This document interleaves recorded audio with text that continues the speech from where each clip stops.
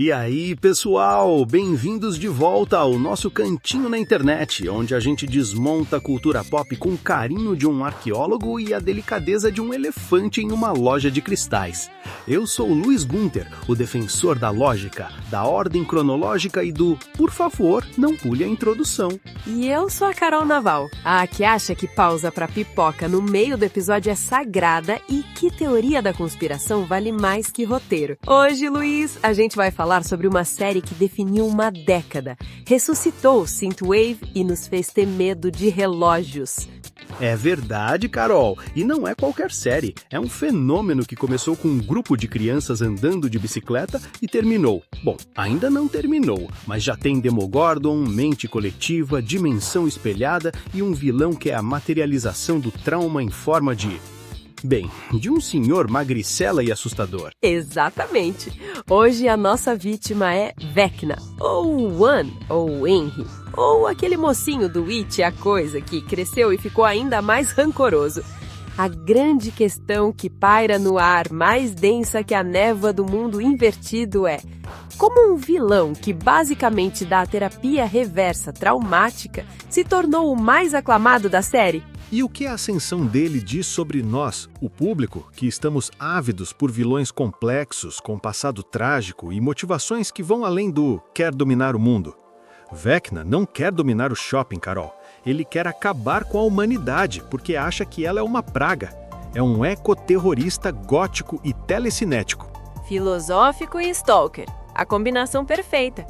Mas antes de mergulharmos na mente contorcida do nosso querido Henry Creel, precisamos voltar no tempo, não com os poderes da 11, mas com a memória mesmo, porque Stranger Things não surgiu do nada. Ela é uma colcha de retalhos de tudo que amávamos nos anos 80. Com precisão cirúrgica, os irmãos Duffer pegaram referências de Spielberg, Stephen King, John Carpenter, os Goonies, tudo em todo lugar ao mesmo tempo. Brincadeira, isso é de outra época. Mas eles misturaram a nostalgia com uma pitada de terror sobrenatural e a fórmula do grupo de desajustados salvando o mundo. E deu certo! A primeira temporada foi um tiro no escuro que acertou o alvo e ainda fez um furo na parede do lado. Era novato, era fresco, era sobre amizade e Dungeons and Dragons. Os vilões eram amorais. O Demogorgon era um predador. E o governo era, bem, o governo. Mas aí, a série foi crescendo e os vilões precisavam crescer também. Entramos então na era das mentes mestras. A mente coletiva era uma ameaça Lovecraftiana, impessoal, uma força da natureza. Mas faltava alguém para colocar uma cara nisso. Alguém para odiar, ou, no caso do Vecna, para quase compreender. E aí os Duffer fizeram a jogada de mestre. Eles foram para o passado. E não o passado dos anos 80, mas o passado dentro dos anos 80 do seriado. Criaram todo um lore em cima do laboratório Hawkins, da Brenner, e descobrimos que o primeiro número, o 1, não era a 11. Era um garoto problemático com um corte de cabelo pior ainda. E é aí que a coisa fica interessante do ponto de vista do roteiro. Eles pegaram um ator já consagrado pelo público, o Jamie Campbell Bower, e o colocaram em dois papéis. O Henry Creel, criança, assustadoramente quieto, e o Wardenley, gentil, que na verdade era o One disfarçado. O que nos leva à pergunta central. Vecna é um grande vilão por causa do design assustador, dos poderes brutais, ou porque no fundo ele tem um ponto? Quando ele fala para Nancy que o mundo é um câncer que precisa ser erradicado, dá um frio na espinha, mas também dá um talvez? Cuidado, Carol! Esse é o caminho para o lado sombrio da força. Justificar genocídio com discurso ambientalista nihilista é pedir para acordar com uma aranha de pernas longas no travesseiro. Mas você tocou no ponto. Ele é um vilão que dialoga. Ele não só ataca, ele explica, ele convence, ele mostra suas feridas. E que feridas! O trauma é a arma principal dele.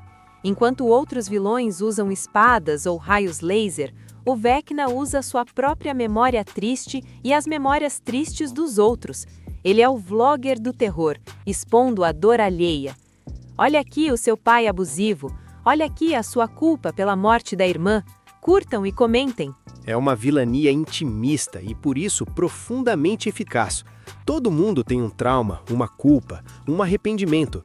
O Vecna pega essa universalidade e a transforma em uma porta de entrada para o mundo invertido. Literalmente, a sua dor é a chave para a destruição do mundo. Poético e depressivo. Carol, você acha que o sucesso do Vecna sinaliza o fim da era dos vilões, maus por maldade, e a ascensão definitiva dos vilões, coitadinhos traumatizados? E onde isso coloca o nosso querido Demogorgon, que era só um animal faminto? Então, para recapitular, o Vecna não é um acidente, ele é o ápice de uma construção de várias temporadas, um vilão que personifica a própria essência sombria de Stranger Things. Mas, Carol, vamos além do roteiro. Precisamos falar do impacto cultural que esse cara de dedos longos e gosto duvidoso por música clássica causou. Ah, sim, o impacto foi imediato e visceral. Do dia para a noite, Running Up That Hill, da Kate Bush, que é a faixa salva-vidas da Max, voltou para os tops do mundo inteiro. Gerações que nunca tinham ouvido falar da Kate Bush agora sabem que aquela música é um talismã contra possessões psicológicas. Um feito e tanto! A série já tinha um histórico de ressuscitar músicas dos anos 80, mas dessa vez foi diferente. Não era só nostalgia, a música era parte vital da trama, um elemento de poder. E o mais interessante, o Vecna, indiretamente, foi o responsável por esse renascimento. Sua vilania deu novo significado à arte. E não para por aí. O visual dele gerou uma enxurrada de memes, cosplays assustadoramente bons e a pergunta que toda pessoa sensível fez: quem penteia esse cabelo? Sério, Luiz, o design é obra-prima. Ele não é um monstro com músculos, é uma figura cadavérica, distorcida, que parece feita de raízes de árvore e pesadelos. É repulsivo, mas você não consegue desviar o olhar. Totalmente. E isso graças ao trabalho monumental de maquiagem e efeitos práticos misturados com CGI. Os Duffer insistiam que ele precisava ser físico, palpável.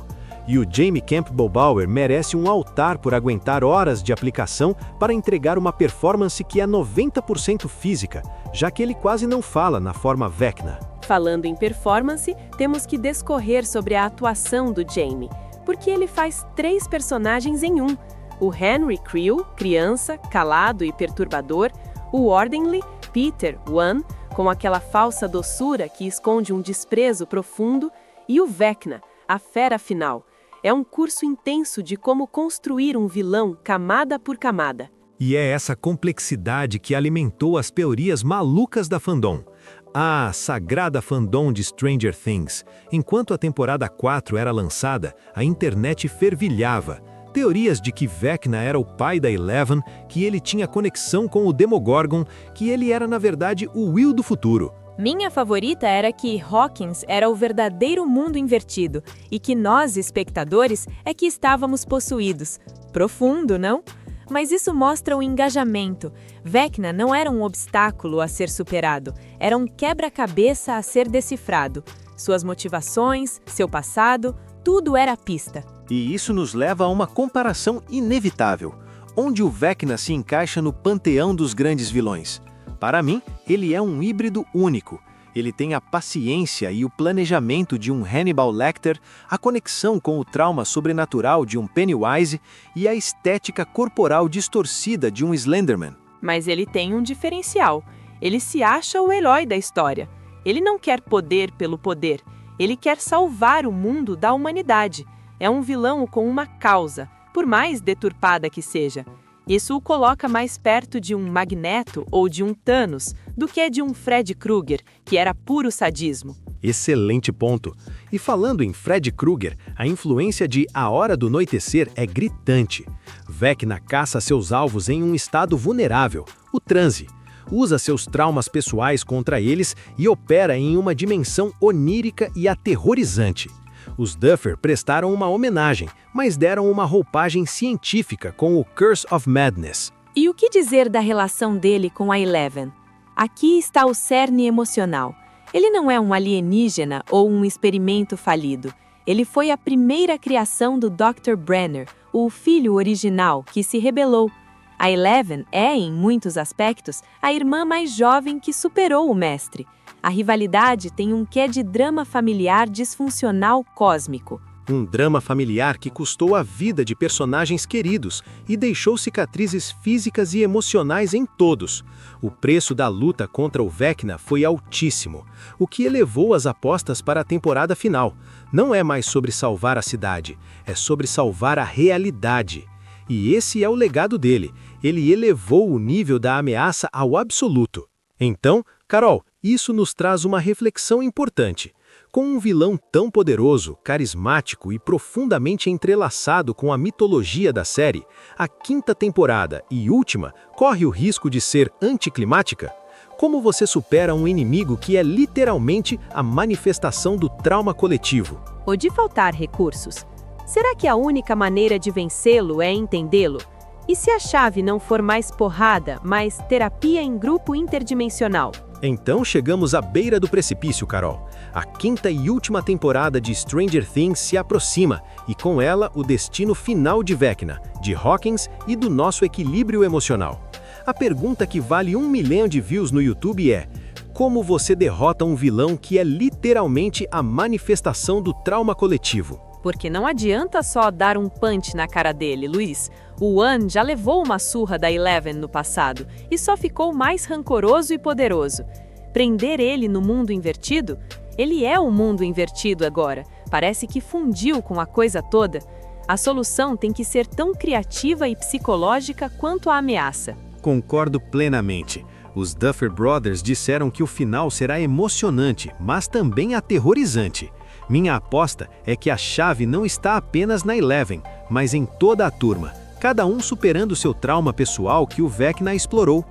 A Max em coma, a culpa do Will, a raiva da Eleven, o luto do Lucas, todos serão peças fundamentais. Uma jornada de cura em massa como arma definitiva. Eu adoro. Seria o oposto completo da mensagem do Vecna.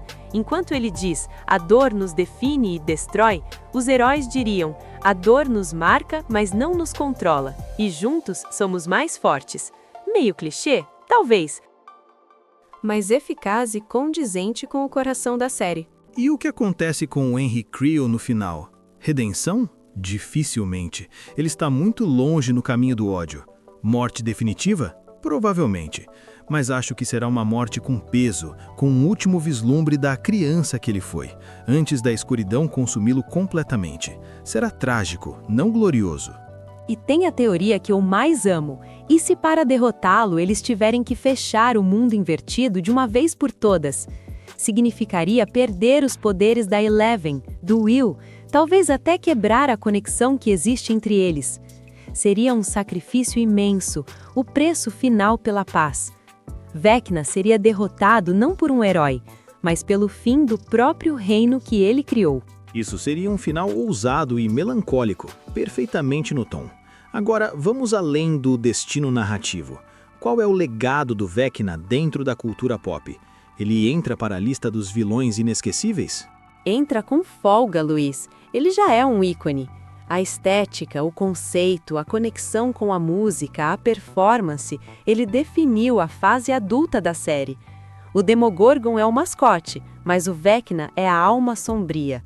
Ele provou que um vilão pode ser intelectual, artístico e brutal ao mesmo tempo, e que um bom sample de Kate Bush é mais assustador que um jumpscare. Verdade absoluta. Seu legado também é técnico. Ele representa o auge dos efeitos práticos em série de TV. Uma mistura perfeita entre maquiagem de cinema anos 80 e tecnologia moderna. E talvez o mais importante, ele consolidou a ideia de que em Stranger Things o maior monstro não vem de outra dimensão, mas das feridas que carregamos aqui mesmo. E assim, fechamos nossa investigação sobre o Senhor das Cócegas Mortais. Vecna não é mais que um vilão, é um sintoma do amadurecimento da série, da nossa fome por antagonistas com profundidade e da habilidade dos Duffer em misturar horror, coração e nostalgia em um coquetel explosivo. Então, pessoal, o veredito final do Em Dia com Pop é: Vecna é um triunfo, um vilão digno da batalha final. Ele nos assustou, nos fez pensar e sim, até gerou uma certa pena. Mas não se enganem, Torcer por ele é como torcer por um terremoto, porque você acha a paisagem monótona. O caos dele é poético, mas é caos. E a gente torce pro Dustin, a Steve, a Robin e a turma toda darem um jeito nesse problemão, de preferência com muitas citações de O Senhor dos Anéis e pelo menos uma cena da Steve sendo mãe. Que a 5ª temporada nos traga lágrimas, sustos e um final à altura. E vocês, o que acham? Como a história deve acabar? Vecna merece um final trágico ou apenas ser vaporizado pela Eleven? Conta pra gente aqui nos comentários. Curtiu esse mergulho? Dá um like aqui no vídeo, se inscreve no canal e ativa o sininho para não perder a nossa próxima discussão. Na próxima, vamos dissecar outro fenômeno. Alguma sugestão? Até a próxima! E lembrem-se, se ouvirem Running Up That Hill começando do nada, corram, ou pelo menos dancem.